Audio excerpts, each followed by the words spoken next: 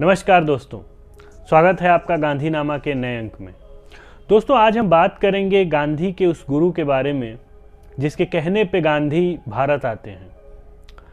वो गुरु जो चाहता था कि गांधी उनकी ही द्वारा बनाई गई संस्था में कार्य करें, पर गांधी क्या ऐसा चाहते थे? गांधी की क्या सोच थी और गांधी किस तरह से आज़ादी के उद्देश्य को देखते थे? इन सभी विषयों पे आज हम चर्चा करेंगे।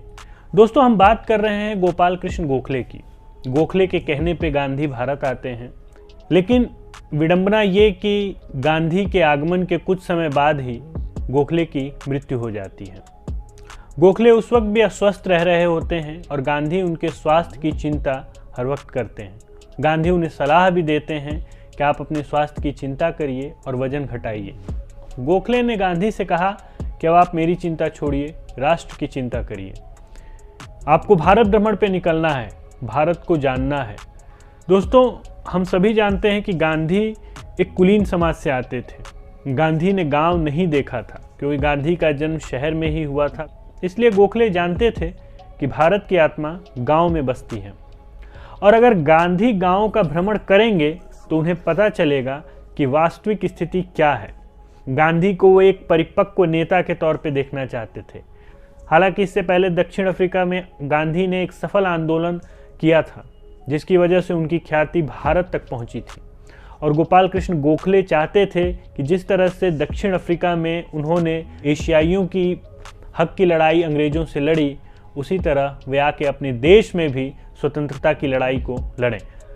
लेकिन वो कौन सी बात थी जो गांधी ने नहीं मानी?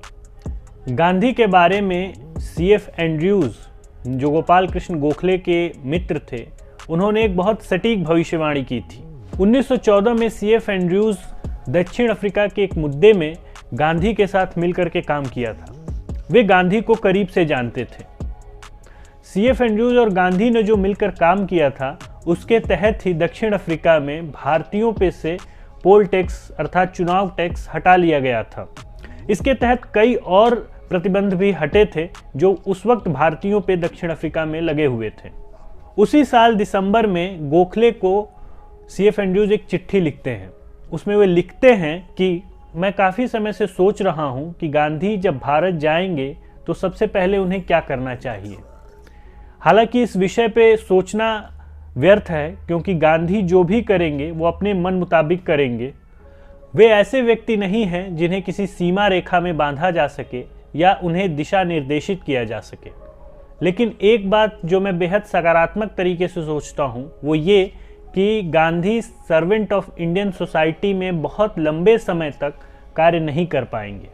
वे कई विशेष कार्य कर सकते हैं, जैसे दमित वर्गों के बीच रह के कार्य, अछूतों के लिए कार्य, लेकिन उन्हें पर्याप्त स्वतंत्रता देनी होगी। खैर, गांधी भारत आते हैं। 9 जनवरी 1914 को उनका जहाज़ मुंबई के तट पे लगता है और मुंबई के उस बंदरगाह पे उनके स्वागत के लिए भारी भीड़ पहले से ही जमा थी।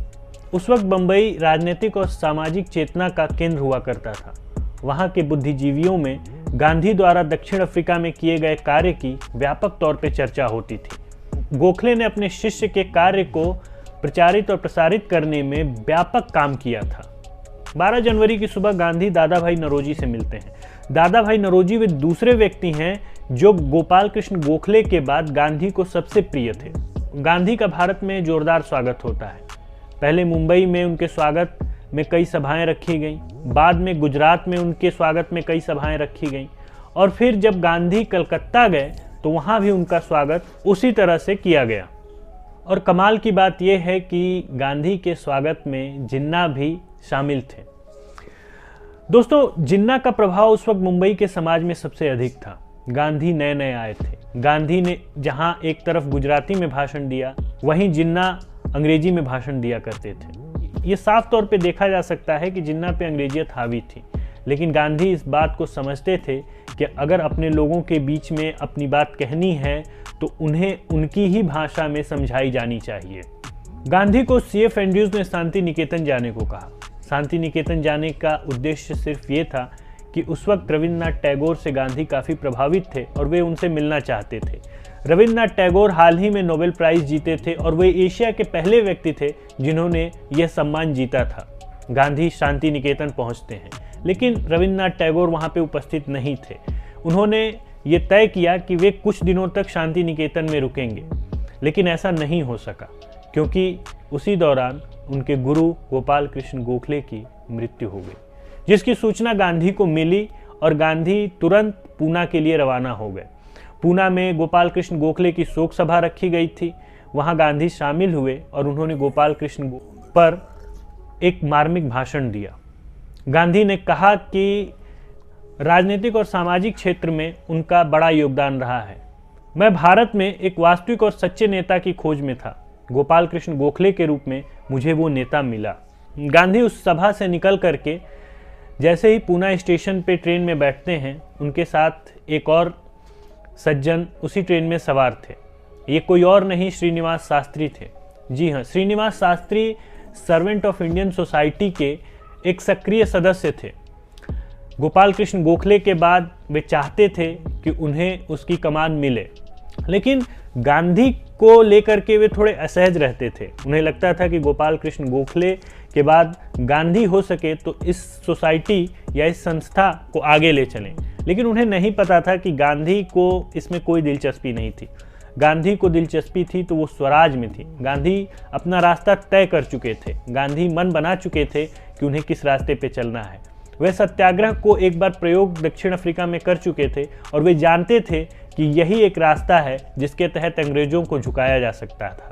एक रिपोर्ट के मुताबिक गांधी और सर्वेंट सोसाइटी के बीच में इसलिए नहीं बनी क्योंकि गांधी जिस तरह से सोचते थे, सर्वेंट सोसाइटी उस तरह से कार्य नहीं करता था। गांधी चाहते थे कि देश में कई आश्रमों की स्थापना हो और वहाँ पे युवाओं को प्रशिक्षित किया जाए। वहाँ पे युवाओं को अध्यात्म से लेकर के ब्रह्मचर्य के ज्ञान दिए जाएं। उनके अपने प्रयोग थे जिन्हें वे आश्रमों के माध्यम से करना चाहते थे। सोसाइटी के अपने प्रयोग थे, इसलिए वहीं पे उन दोनों का रास्ता जुदा होता है। 1915 में गोखले के बाद V S. Srinivas Shastri servant of Indian society के अध्यक्ष बनते हैं और यहाँ से गांधी का मार्ग और सोसाइटी का मार्ग अलग हो जाता है।